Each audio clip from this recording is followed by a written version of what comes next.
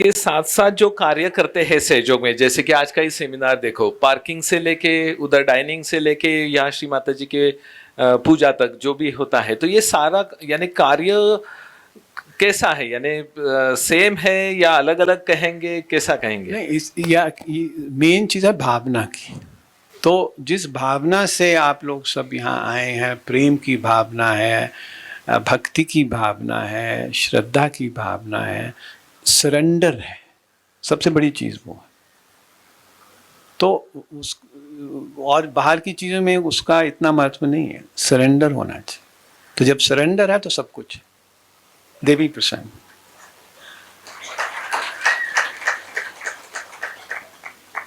यहाँ पर काफी समन्वयक लीडर्स लोग भी है, जो छोटे छोटे सेंटर्स के कोऑर्डिनेटर्स है और सब मिलके चलाते हैं, बहुत अच्छी तरह से कार्य करते हैं। तो उनके लिए कुछ श्री माता जी का संदेश या जो भी कुछ याद है तो आप बता दीजिए। देखिए, जैसे हम कोई चीज़ ऑर्गेनाइज करने लगते हैं ना, तो राइट साइड चढ़ जाती है। और क्योंकि हमारा चित्त वन साइडेड है, जैसे मानव की बुद्धि चलती है, या वो लेफ्ट साइड में चलती है, वो राइट साइड में चलती है। तो जो लेफ्ट साइड के लोग हैं वो ज़्यादा भक्ति में चले जाते हैं, राइट साइड के लोग हैं ज़्यादा ऑर्गेनाइजेशन में चले जाते हैं।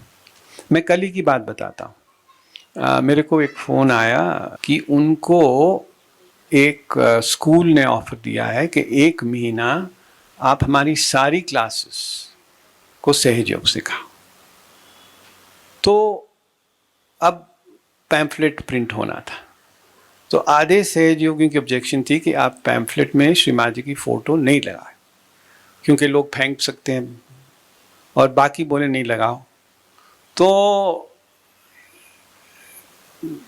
मेरे को जब फ़ोन आया तो मैंने समझाया कि ये जो फ़ोटो आपकी जो पैम्फलेट दी जाती है नए लोगों को, ये श्री माँ जी ने स्वयं इंस्ट्रक्शन दिए हैं कि जब आप पैम्फलेट देते हैं उसके अंदर फ़ोटो दी जाए। पहले तो पैम्फलेट होते ही नहीं थी, सिर्फ फ़ोटो होती थी। तो श्री माँ जी खुद अनाउंस करती थी प्रोग्राम, पब्लिक प्रोग्राम के बाद, कि आप फ़ोटो के सामने किस तरह ध्यान करना है घर जाके, तो फ़ोटो दी जाती थी। फिर कुछ साल के बाद लोगों ने बोला ऐसे फ़ोटो नहीं देनी चाहिए, कम से कम इसको एनवेलप में डाल के देनी चाहिए।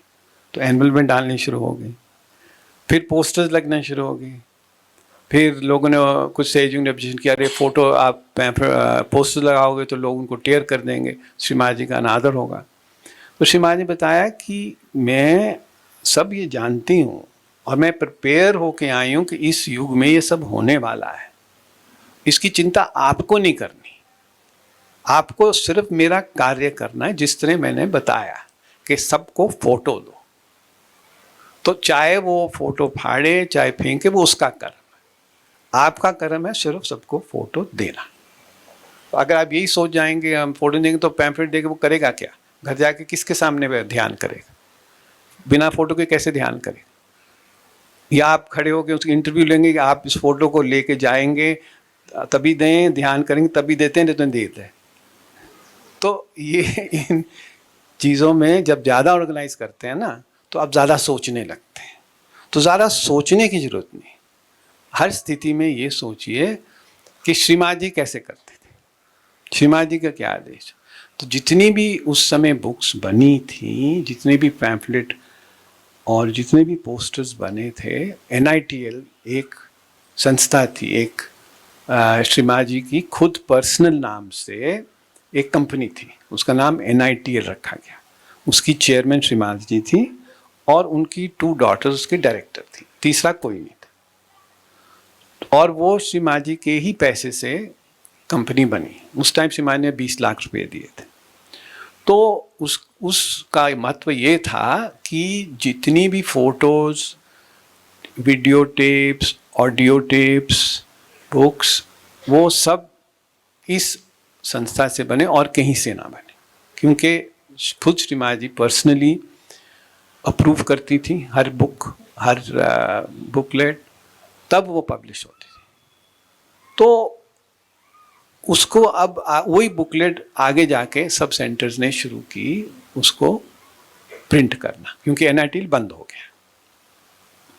तो उसको उस पर प्रश्न करने की कोई आवश्यकता नहीं, ये ऑलरेडी कार्य हो चुका है। तो इस तरह जब आप ऑर्गेनाइज करते हैं कि कैसे श्री माँ जी की पब्लिसिटी की जाए, कैसे फोटो रखी जाए। अब एक प्रोग्राम में दो सहयोगी में झगड़ा हो गया, बोले एक लेफ्ट साइड में रखो स्टेज फोटो श्री माँ जी, दूसरा बोले नहीं राइट साइड में सिंहासन रखो। तो दोनों का तर्क ये था कि अगर लेफ्ट में रखेंगे तो वाइब्रेशन लेफ्ट साइड की आएगी, राइट में रखेंगे तो राइट साइड में आएगी। तो मतलब आप किस हद तक जा सकते हैं ऑर्गेनाइज करते हुए, क्योंकि सोच एक दृष्टिकोण है, आपका बैलेंस में नहीं है। तो आप सिर्फ एक ही तर्क से चल सकते हैं। अगर राइट साइड में तो राइट बाइट सोचेंगे, लेफ्ट में सिर्फ लेफ्ट साइड सोचेंगे। इसलिए सेफ्टी के लिए अगर आप बोले अच्छा वाइब्रेशन चेक करो, तो जिसकी राइट साइड वाइब्रेशन बोले हाँ मेरे को राइट में आ रही है, जिसकी लेफ्ट में बोले लेफ्ट में आ रही, तो आप उसको कैसे सॉल्व करो। तो उसका एक सरल यही मार्ग है कि जैसे श्री महाराज ने बताया आप वैसे कर लो, बस ज़्यादा उसमें अपना दिमाग नहीं लगाओ, नहीं तो आप अतिकर्मी हो जाओ। एक किस्सा हुआ ऐसा बहुत श्री महाराज जी के सामने। एक पहली मर्तबा दिल्ली में पहली बार वेरी फर्स्ट टाइम दूरदर्शन ने श्री महाराज जी की इंटरव्यू लेने का मैसेज भेजा। तो हम लोग सब बहुत एक्साइटेड। तो इतने कुतुब में उन दिनों कुतुब में श्री महाराज जी ठहरती थी, कुतुब सेंटर में। तो दूरदर्शन वालों पहले तो श्री महाराज जी बोले मैं स्टूडियो में नहीं जाऊंगी। तो दूरदर्शन वालों ने मान लिया ठीक है हम आपके घर आएंगे और वहाँ सेटअप करेंगे स्टूडियो। तो श्री महाराज जी टॉप फ्लोर में रहती थी और ये स्टूडियो सेट करना था फर्स्ट फ्लोर में। तो सब लोग इतने एक्साइटेड थे कि एक दूसरे से आर्ग्यू करने लगे, नहीं ऐसा यहाँ ये रखो, नहीं वो बोले नहीं ऐसा यहाँ रखो। वो करते करते जब श्री महाराज जी आई तो जैसे श्री महाराज जी ने अपना राइट पैर रखा तो राइट पैर ऐसे टर्न हो गए। श्री महाराज जी बोले आप लोग क्या कर रहे हो, इतना राइट साइड किसके लिए। फिर सबको बोला तुम क्षमा मांगो सब। श्री महाराज जी आप करता करा। फिर 15-20 मिनट और ये सब दूरदर्शन वालों के सामने